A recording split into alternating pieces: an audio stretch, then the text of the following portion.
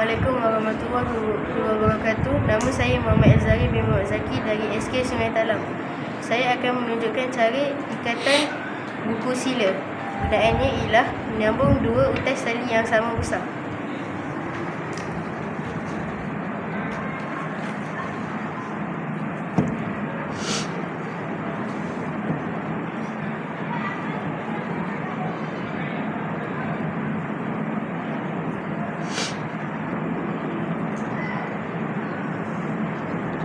Sekian, terima kasih.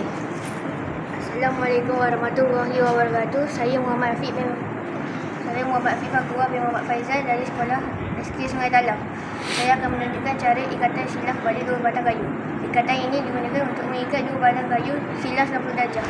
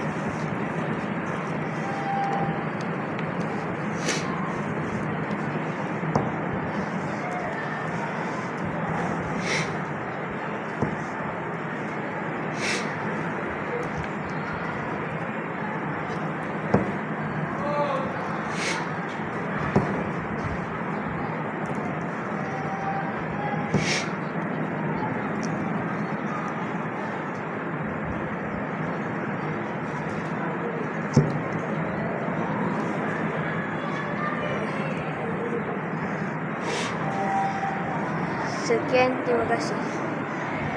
Assalamualaikum warahmatullahi wabarakatuh. Saya Muhammad Azhari bin Fakhruah dari sekolah SK Sungai Talam. Saya ingin menunjukkan cara mengikat ikatan simpul manuk. Ikatan simpul manuk digunakan sebagai simpulan dan pendapat bagi sesuatu ikatan.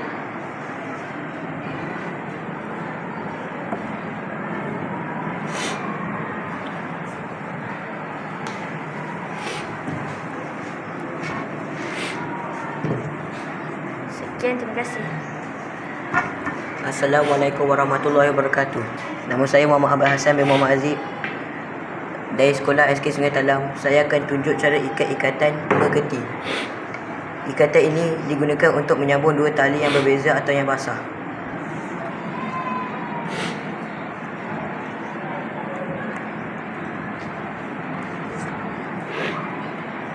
Sekian, terima kasih.